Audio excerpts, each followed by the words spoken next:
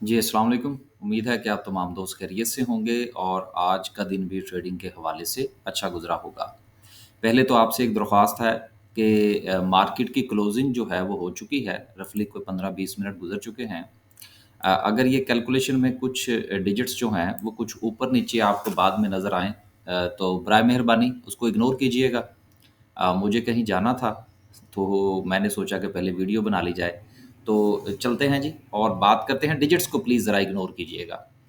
आज मार्केट ने 1400 पॉइंट्स जो हैं वो मज़ीद ऐड किए मार्केट में थोड़ा-सा वॉल्यूम भी जनरेट हुआ।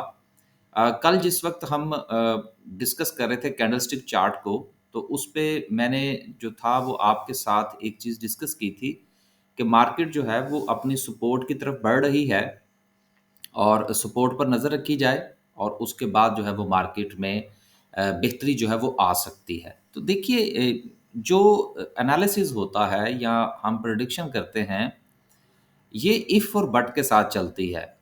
तो आप भी अगर स्टॉक मार्केट के साथ मुंसलिक हैं, तो हमेशा अपने आप को इस चीज़ की आदत डालिए। इफ़ और बट का इस्तेमाल आपने किस तरह से करना है? वो इस तरह से कि मिसाल के तौर पर एक सपोर्ट है, तो देन इफ़ मार्केट जो है, अगर इस सपोर्ट को रिस्पेक्ट करती है, तो मैं बाइंग करूँगा। मार्केट अगर इस रेजिस्टेंस को रिस्पेक्ट नहीं करती, तो मैं अपने शेयर्स में से एग्ज़िट लेने की कोशिश करूँगा। तो ये इफ़ और बट के साथ जो है वो आपने चलना है, तो फिर आपकी जो प्रॉफ़िटेबिलिटी है, उसमें इंशाअल्लाह थोड़ा बहुत आपको इज़ाफ़ा नज़र आएगा। आगे चलते हैं, मज़ीद गपशप जारी रहेगी। 1400 पॉइंट्स जो हैं वो आज मार्केट ने लूज़ की सॉरी ऐड किए क्योंकि सिलसिला लूज़ की तरफ ही चल रहा था, तो अभी तक भी जो है वो ज़ुबान पे वही चीज़ है। सर्किट ब्रेकर की बात करते हैं जी। माशाल्लाह से आज 6 कंपनीज़ अपर कैप हैं जिसमें गेल है, सीपीएचएल है। देखिए हमारे हाथ और आरएफ हबीब लिमिटेड है। अब हमारे हाथ जो इसमें 2 आई हैं, गेल तो ख़ैर मैं इसलिए कंसीडर नहीं करता क्योंकि बेसिकली होता क्या है सॉरी होता ये है कि जिस वक़्त हम किसी शेयर का इंतख़ाब करते हैं अपने ग्रुप के अंदर और वो शेयर जो है वो हमारे हत्थे चढ़ जाता है, तो फिर हम उसके लेवल्स आइडेंटिफ़ाई करके देन हम जो है वो ग्रुप के अंदर दोस्तों के साथ शेयर कर देते हैं, ताकि वो साथ-साथ जो है वो प्रॉफ़िट टेकिंग करते जाएँ। बजाए इसके कि हम एक ही शेयर को लेकर बैठे रहें या 2 या 3 या 4 शेयर को लेके बैठे रहें और पूरा ग्रुप जो है वो उसी में घूम रहा हो। तो वो हम चूँकि हैंडओवर कर देते हैं, फिर बाकी लोग जो हैं जिनके पास जो है वो सरमाया मौजूद होता है, उनके लिए हम मज़ीद काम करने की कोशिश करते हैं। तो गेल का मेरा ख़्याल है हमारा 400 समथिंग का टारगेट था, वो अचीव हो चुका है। अब दोस्तों ने एग्ज़िट ले लिया होगा या अगर किसी ने कीप किया है तो that's is up to him. तो इसलिए मैं गेल को नहीं कंसीडर करता कि हमारी रिकमेंडेशन में था। हाँ, सीपीएचएल हमारी रिकमेंडेशन में था। इसकी अभी जो है वो सिचुएशन ठीक है, माशाल्लाह से बड़ा अच्छा चल गया। आरएफ हबीब लिमिटेड जो है इस ये 2 दिन पहले भी मैंने आपसे गुज़ारिश की थी। तो हमारे हाथ जी आज 2 अपर कैप आए हैं। ये मैं आपके साथ शेयर कर ही देता हूँ कि हमारा जो सिलसिला है वो किस तरह से चलता है। अ, ये अगर आप देखें डीएफएमएल की भी कॉल इसमें शाम जो है वो नज़र आ रही है आपको कि यहाँ पर हम ये 48 का टारगेट लेकर चल रहे हैं डीएफएमएल का और 80 का टारगेट 77 80 का टारगेट जो है वो हम लेकर चल रहे थे सीपीएचएल का। अब देखिए अगर आपने 70 से नीचे आपकी बाइंग हो और आप जो है वो इस तरह से काम कर रहे हो तो आपको अगर 10-15 रुपए मिल जाएँ तो इससे ज़्यादा अब आपको और क्या चाहिए? या अगर आप डीएफएमएल की बात कर लें तो इसमें से भी अगर आपको कोई 8-9 रुपए मिल जाएँ, तो इसमें जो है वो और आपको क्या चाहिए? तो ये एक बहुत अच्छी परसेंटेज होती है प्रॉफ़िट को।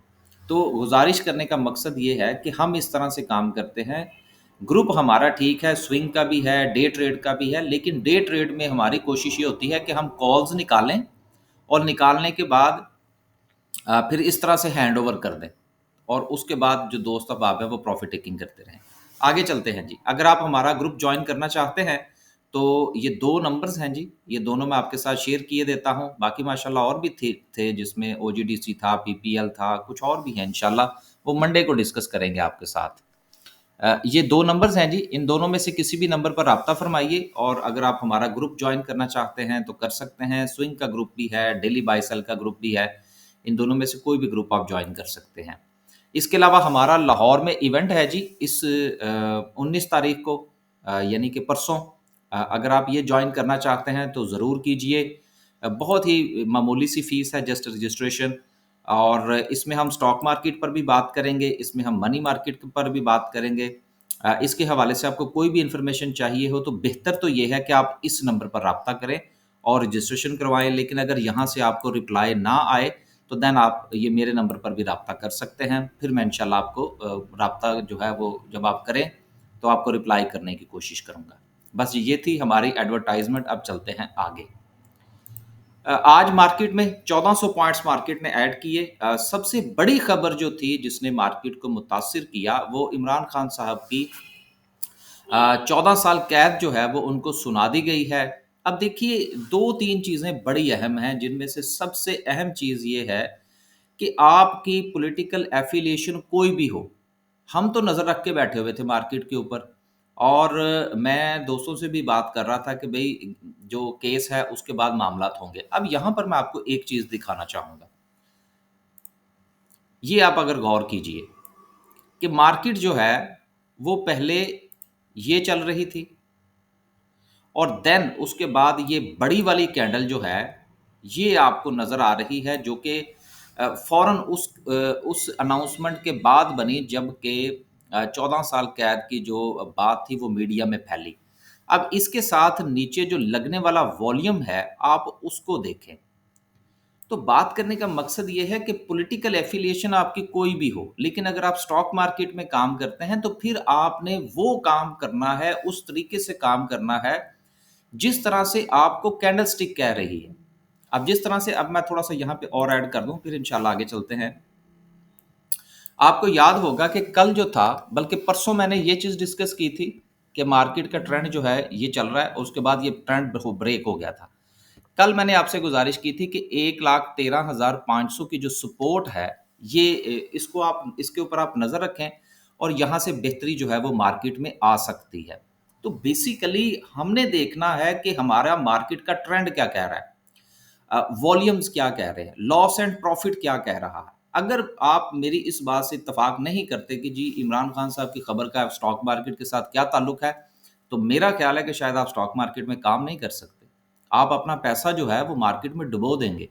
वजह वजह आपकी वो एफिलिएशन होगी जिसको आप मानने को तैयार नहीं है। खान साहब के इस सिलसिले के साथ कि उनको सज़ा दुरुस्त हुई है या गलत हुई है, इसके ऊपर हमारा इख्तलाफ ज़रूर हो सकता है। लेकिन मार्केट क्या कह रही है, हमने उसके ऊपर नज़र रखनी है। तो ये सिर्फ ऐड करने का मकसद ये था कि आप अपनी पॉलिटिकल एफिलिएशन ज़रूर रखिए, लेकिन मार्केट के साथ अगर आप सींग फँसाने की कोशिश करेंगे ना, तो मेरा ख़्याल है सींग आपका ही टूटेगा, क्योंकि आपका सींग कमज़ोर है, मार्केट का सींग जो है वो बहुत मज़बूत है। तो लगते हाथ चलें, इसको हम मुकम्मल कर ही लेते हैं। इस वक़्त जो मार्केट का जो वॉल्यूम है, अगर इसको हम थोड़ा-सा डे की तरफ ले जाएँ, तो आप ये देखें कि वॉल्यूम अभी आज भी जो है वो एवरेज वॉल्यूम है। एक्स्ट्रा ऑर्डिनरी वॉल्यूम जो है वो हमें देखने को नहीं मिला। लेकिन आज मार्केट में हमें थोड़ी-सी प्राइसेज़ के अंदर जो है वो मूव देखने को मिली है। तो जिसकी बिना पर हम ये अज़्यूम कर सकते हैं कि मार्केट ने छोटे टाइम फ्रेम के ऊपर, मैं ज़रा दोबारा से उस तरफ चला जाऊँ, छोटे टाइम फ्रेम के ऊपर जिस तरह से सपोर्ट ली है। अब आप ये देखिए, ये मार्केट नीचे आई, ये मार्केट ने अपना एक हाई बनाया, ये मार्केट ने अपना एक लो बनाया, अब ये मार्केट ने अपना एक हाई बनाया, राइट? अब ये लो जो है ये इस लो से ऊपर है, राइट? अब नेक्स्ट रेजिस्टेंस जो है मार्केट के पास वो ये वाली है, जो कि रफली जो बनती है वो 1,15,750 की है। 1,15,750 जो है ये मार्केट की नेक्स्ट रेजिस्टेंस हो सकती है। यहाँ पर जिस वक्त मार्केट जाए तो देन हमारी पूरी तवज्जो जो है वो प्रॉफिट टेकिंग की तरफ होनी चाहिए कि आप 15, 20, 25, 30%, 40%, 50% प्रॉफिट टेकिंग कर लें। देन देखें कि मार्केट यहाँ पर क्या बिहेव करती है। अगर तो मार्केट इसको ब्रेक करती है और साथ में वॉल्यूम जो है जिस तरह से आज मार्केट को सपोर्ट कर रहा है, अगर ये कंटिन्यू करता है तो आप भी अपनी जो पोजीशन है उसको कंटिन्यू कीजिए। सिंपल रहिए। आपने देखा होगा कि मैं कभी भी कोई इधर जो है वो इंडिकेटर्स और बाकी चीज़ें ज़्यादा इस्तेमाल नहीं करता। आपने अपने आप को फ़ोकस करना होता है कि या तो आप अपने आप को इंडिकेटर्स पर फ़ोकस कर लें, वो भी बहुत अच्छा रिज़ल्ट देते हैं। लेकिन अगर आप फ़ोकस्ड हों तो या फिर आप प्राइस एक्शन के ऊपर काम करें। ये आपके ऊपर डिपेंड करता है कि कौन सी चीज़ आपको अच्छे रिजल्ट्स देती है। बाकी हमारा दिन कैसा गुजरता है ये तो ग्रुप वाले लोग ही बता सकते हैं अगर कोई 2-4 मिनट निकाल के कमेंट करे तो। खैर, ये था जी हमारा सिलसिला जो मैंने आपके साथ डिस्कस कर दिया। सपोर्ट का भी, रेजिस्टेंस का भी, ट्रेंड का भी, सारी बातें हो गई।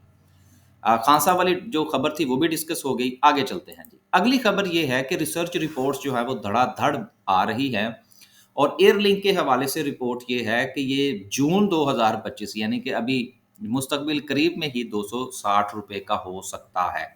तो मैं जब भी किसी रिपोर्ट को आपके साथ शेयर करता हूँ, तो गुज़ारिश करता हूँ कि इसको मनो-मन आपने तस्लीम नहीं करना। ये मैं क्योंकि नए लोग भी आ रहे होते हैं, लेकिन आपने इनको पढ़ना ज़रूर है। चीज़ों को कोरिलेट किस तरह से करते हैं, आपको काफ़ी चीज़ें यहाँ पे समझ आएँगी। पिछले दिनों हमने खबर पढ़ी थी कि एजीटीएल जो है उसने अपना जो ऑपरेशन है वो वक्ती तौर पर बंद कर दिया है। देखिए, जिस वक़्त किसी कंपनी के हवाले से ये खबर आए ना कि उसने ऑपरेशंस बंद कर दिए हैं, तो उस शेयर के ऊपर नज़र ज़रूर रखा करें। वो शेयर जो है वो लोग उसमें थोड़ा-सा पैनिक हो जाते हैं कि पता नहीं क्या दोबारा ये फैक्ट्री चलेगी कि नहीं चलेगी। लेकिन ये मामलात वक़्ती होते हैं और उसके बाद एक अच्छी रिकवरी जो है वो देखने में मिल सकती है। सकते का लफ़्ज़ इसलिए इस्तेमाल होता है कि स्टॉक मार्केट में कोई भी चीज़ जो है वो 2 जमा 2 4 नहीं होती और यही इस कारोबार का हुस्न है कि ये ऐसा खेल है कि जिसके कोई पैरामीटर्स, कोई कानून नहीं है जिसका। ये मामलात चलते हैं, आपने सेंटिमेंट्स की बुनियाद पर ही चलना होता है। तो अलगाज़ी जो है, इसकी प्रोडक्शन जो है वो रिज़्यूम होने जा रही है 2 दिन में 19 तारीख को, तो फिर इंशाल्लाह इसकी सूरत-ए-हाल मज़ीद बेहतर हो जाएगी। अगली जो सबसे अच्छी खबर है वो पीएसडीपी की है कि जो डेवलपमेंट बजट है वो 150 अरब रुपए का जो उसके हवाले से बात हो रही है, देखा जा रहा है। अब देखिए, जिस वक़्त 150 अरब रुपए खर्च होंगे, तो इसमें जिस वक़्त रोड्स बनेंगी तो रोड्स में पुल भी बनेंगे।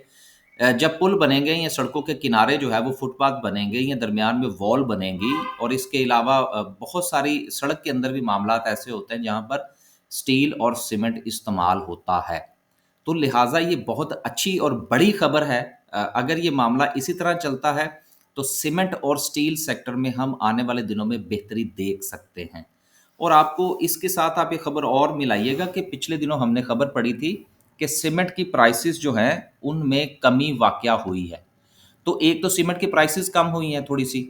दूसरा ये है कि यहाँ से अगर पीएसडीपी जो है वो 150 अरब का आ जाता है, तो सेल्स में अच्छा खासा इज़ाफ़ा हो सकता है।